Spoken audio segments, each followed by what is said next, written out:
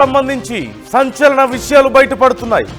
మొత్తం 13 ప్రాంతాల్లో సిట్ త్రవ్వకాలు మొదలుపెట్టినట్లుగా తెలుస్తోంది. తొలి ప్రాంతంలో త్రవ్వకాలు జరిపిన సిట్ అధికారులకు 15 అడుగుల లోతు 8 అడుగుల వెడల్పులో అధికారులు అక్కడ త్రవ్వినట్లుగా తెలుస్తోంది. పాయింట్ నెంబర్ 1 ప్రాంతంలో ఎలాంటి ఆధారాలు లభించలేదు. రెండో ప్రాంతంలోనూ త్రవ్వకాలు మొదలుపెట్టనున్నారు సిట్ అధికారులు. అస్థిపంజర అవశేషాల కోసం అధికారుల ప్రయత్నం కొనసాగుతోంది. ధర్మస్థలికి ఇప్పటికే ఫోరెన్సిక్ సైంటిస్టులు చేరుకున్నారు. 1998 నుంచి 2014 మధ్య వందలాది మంది మహిళల డెడ్ బాడీలు పాతి పెట్టానని జూన్ 22న లేఖ రిలీజ్ చేశారు ఒక పారిశుద్ధ్య కార్మికుడు. జూలై 4న ఎఫ్ఐఆర్ నమోదైంది. జూలై 20న సిట్ ఏర్పాటు జరిగింది. ఇప్పుడు దేశవ్యాప్తంగా సంచలనంగా మారింది ధర్మస్థలి కేసు. ఏం జరుగుతోంది, అసలు ఏం జరిగింది అక్కడ? ఇంత పెద్ద దారుణం జరిగితే నిజంగానే కొన్ని వందల మంది యువతులు మైనర్ బాలికలతో సహా అక్కడ అంత దారుణంగా లైంగిక వేధింపులకు గురై లైంగిక దాడులకు గురై వారి ప్రాణాలు పోగొట్టుకొని అక్కడ నిజంగా ఖననం చేయబడితే అక్కడే పూడ్చిపెట్టబడితే ఇన్ని రోజుల నుంచి ఎందుకు బయటికి రాలేదు ఈ విషయం? ఇదే అతిపెద్ద సంచలనంగా మారింది. నిజంగా ఇన్ని వందల మందికి సంబంధించి ఇంత పెద్ద తతంగం జరుగుతుంటే, ఇంత పెద్ద ఘోరం జరుగుతుంటే ఇన్ని రోజులుగా ఎందుకు బయటికి రాలేదు? అసలు అక్కడ పర్పస్ ఏంటి? కేవలం లైంగిక దాడులే పర్పసా? ఇంకేదైనా కారణం ఉందా? ఇది ఇప్పుడు సంచలనంగా మారింది. దీంట్లో అనేక కోణాలు, కొన్ని రాజకీయ కోణాలు, మరికొన్ని ముఖ్యంగా హిందూ దేవాలయాలకి సంబంధించి ఇలా చెడ్డ పేరు తీసుకొచ్చే ప్రయత్నం కొంతమంది చేస్తున్నారు కావాలని అంటూ స్థానికంగా ఉన్నటువంటి బీజేపీ నాయకులు కూడా మాట్లాడుతున్నటువంటి పరిస్థితి కనిపిస్తోంది. అక్కడ ఏమీ జరగలేదంటూ చెప్తున్నారు.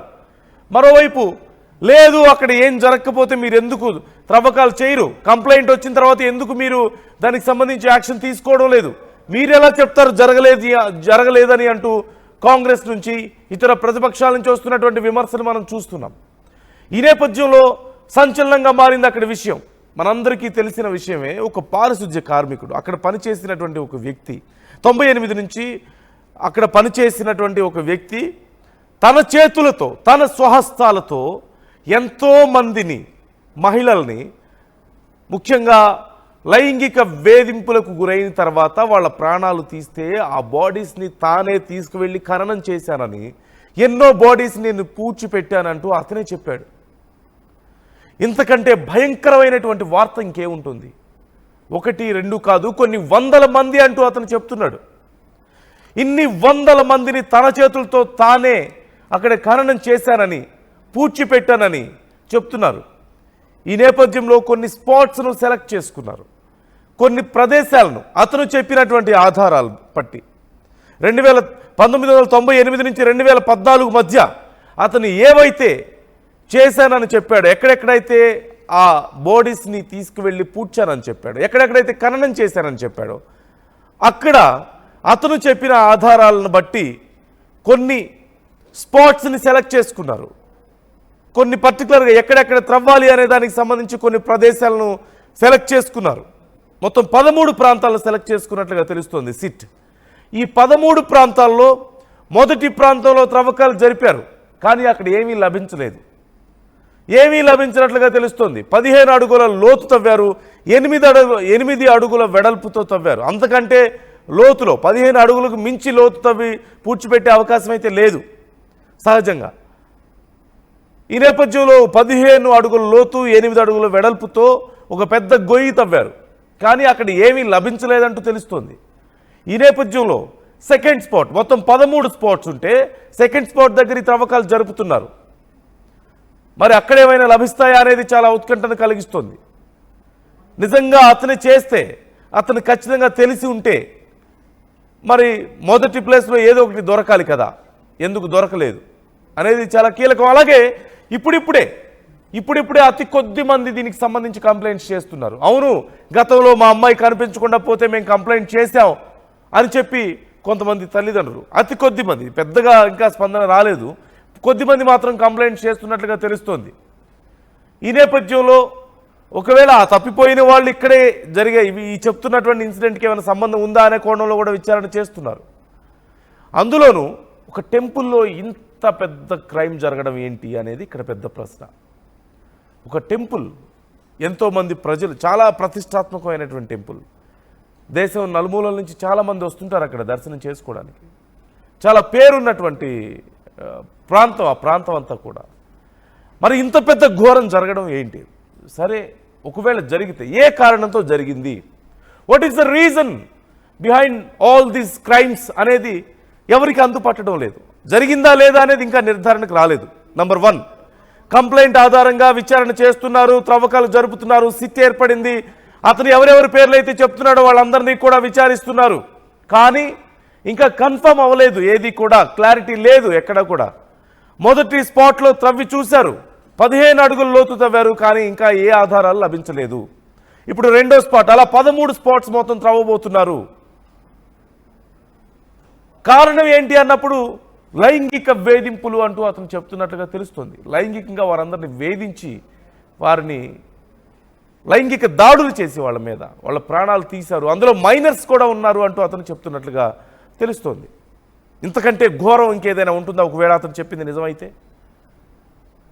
ఇంతకంటే దారుణం, అందులోనూ ఒక ఆధ్యాత్మిక ప్రాంతంలో, ఆధ్యాత్మిక ప్రదేశంలో ఇంత దారుణమా?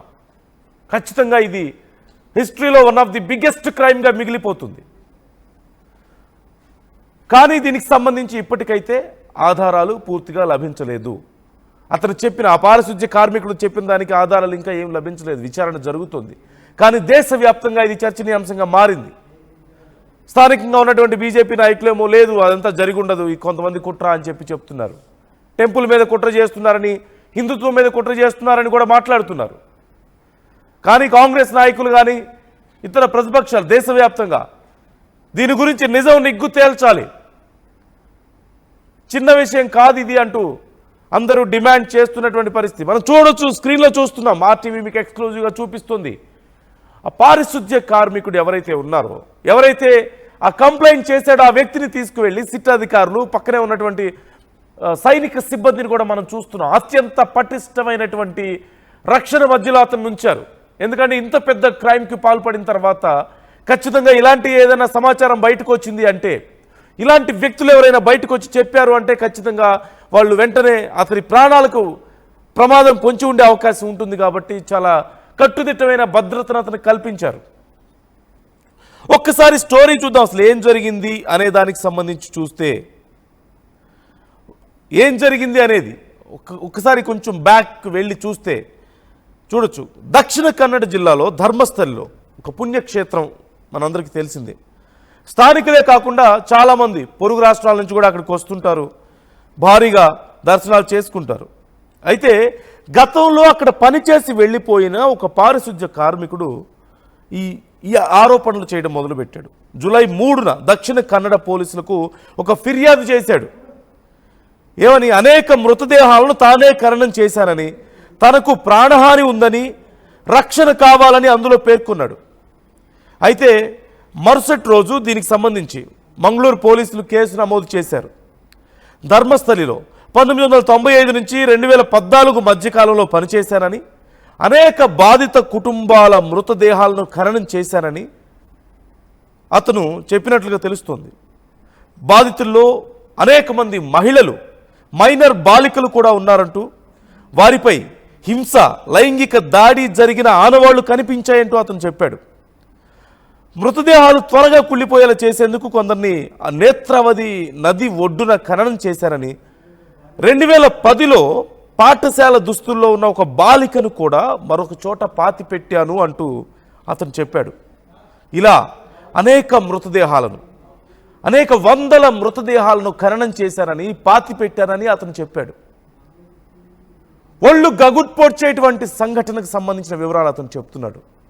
వింటేనే భయం వేస్తుంది. అందులోనూ ఒక ఆధ్యాత్మిక క్షేత్రంలో ఇంత దారుణం జరిగిందంటే ఖచ్చితంగా కనీసం అది ఊహించుకోవడానికి కూడా చాలా కష్టంగా ఉంటుంది. భయం కొలిపేటువంటి ఘటన. ఒకవేళ అతను చెప్పిన దాంట్లో ఏమాత్రం నిజం ఉన్నా, చరిత్రలో అత్యంత క్రూరమైనటువంటి ఘటనల్లో, అత్యంత దారుణమైనటువంటి క్రైమ్స్లో ఇది కూడా ఒక పెద్ద ఘటనగా మిగిలిపోతుంది. అందులో ఎలాంటి సందేహం లేదు. అయితే అలా చేసిన తర్వాత కొన్ని రోజులకి అతనికి బాధేసిందని. అయితే ఒకసారి తన కుటుంబానికే చెందిన ఒక మైనర్ బాలికను పై అధికారులు లైంగికంగా వేధించారని, దీంతో ధర్మస్థలం నుంచి 2014లో పారిపోయినట్లుగా ఆ పారిశుద్ధ్య కార్మికుడు చెప్పినట్లుగా సమాచారం. అనేక ఏళ్ల పాటు అజ్ఞాతంలో ఉన్నప్పటికీ కూడా, తన పని తాను చేసుకుంటూ ఎవరికి కనిపించకుండా ఉన్నప్పటికీ కూడా ఆ అపరాధ భావం, అంటే ఒక తప్పు చేశానన్నటువంటి ఆ అపరాధ భావం అతన్ని వేధించిందని, వెంటాడుతూనే ఉందని, దీంతో బాధితులకు న్యాయం చేయాలన్న సంకల్పంతో ప్రాణాలను పణంగా పెట్టైనా సరే న్యాయం జరగాలి ఈ విషయంలో అనే సంకల్పంతో అతను మళ్ళీ బయట ప్రపంచంలోకి వచ్చాడంటూ చెప్పాడు. జూలై 11న బెల్తంగడి న్యాయస్థానం ముందు హాజరై వాంగ్మూలం కూడా ఇచ్చాడు. గతంలో పాతిపెట్టినటువంటి ఒక మృతదేహాన్ని త్రవ్వి అస్థిపంజర అవశేషాలు సహా సంబంధిత ఫోటోలను ఆధారాలుగా అందించినట్లుగా కూడా మనకు తెలుస్తోంది. కొందరి పేర్లను అందులో పేర్కొన్నాడు అతను, అంటే ఎవరెవరు అనేది పూర్తిగా తెలియకపోయినప్పటికీ కొంతమంది పేర్లు మాత్రం చెప్పినట్లుగా తెలుస్తోంది. ఆ హత్యలకు కారణం వారేనంటూ కొన్ని పేర్లు కూడా అతను చెప్పాడంటూ సమాచారం అందుతోంది. ఈ క్రమంలో అక్కడ వరుస హత్యలకు కారకులు ఎవరు అని ప్రశ్నిస్తూ అనేక మంది బయటకు వస్తున్నారు. పార్టీల నుంచి, ప్రజల నుంచి పెద్ద ఎత్తున నిరసన వ్యక్తమవుతోంది. ప్రశ్నిస్తున్న గళాల సంఖ్య పెరుగుతోంది రోజు రోజుకి. మనం విజువల్స్లో ఇప్పటివరకు చూసాం. చుట్టుపక్కల పటిష్టమైనటువంటి భద్రత మధ్య ఆ వ్యక్తిని మొత్తం ముసుగు వేసి తీసుకువెళ్తున్నారు. అక్కడ ఎక్కడెక్కడైతే ఆ పాతి పెట్టారని చెప్తున్నాడు, ఎక్కడెక్కడ ఖననం చేశారని చెప్తున్నాడో ఆ ప్రాంతాలకు వెళ్ళి త్రవ్వకాలు జరుగుతున్నాయి. 15 అడుగుల లోతు త్రవ్వుతున్నారు సుమారుగా. అయితే మొదటి స్పాట్లో ఎలాంటి ఆధారాలు దొరకలేదు. నెక్స్ట్ రెండో స్పాట్కి వెళ్తున్నారు. ఇట్లా 13 స్పాట్స్ వాళ్ళు త్రవ్వబోతున్నారు, త్రవ్వకాలు జరపబోతున్నారు. ఈ నేపథ్యంలో దేశమంతా కూడా ఉత్కంఠగా ఎదురు చూస్తోంది. ఏం జరగబోతుంది ధర్మస్థల ఘటనకు సంబంధించి అనేది. చాలా భయంకరమైనటువంటి విషయాలు అతను చెప్తున్నాడు. వందల మంది మహిళలు, చిన్నారులు, ముఖ్యంగా మైనర్ బాలికలు కూడా అందులో ఉన్నారని, స్కూల్ యూనిఫామ్లో ఉన్న ఒక బాలికను తీసుకెళ్లి తానే ఆ అంత్యక్రియలు చేశానంటూ చెప్తున్నాడు. తానే ఖననం చేశానని చెప్తున్నాడు.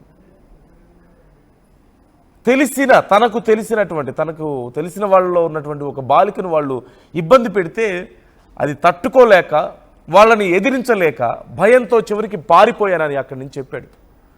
తనను కూడా చాలాసార్లు బెదిరించారంటూ చెప్పాడు. ఈ విషయం ఎక్కడైనా బయటకు పొక్కితే ప్రాణాలు తీస్తామంటూ బెదిరించారంటూ అతను చెప్పాడు. ఇవన్నీ తట్టుకోలేక, ఆ వేధింపులు చూడలేక, ఆ దారుణాలు భరించలేక పారిపోయానని.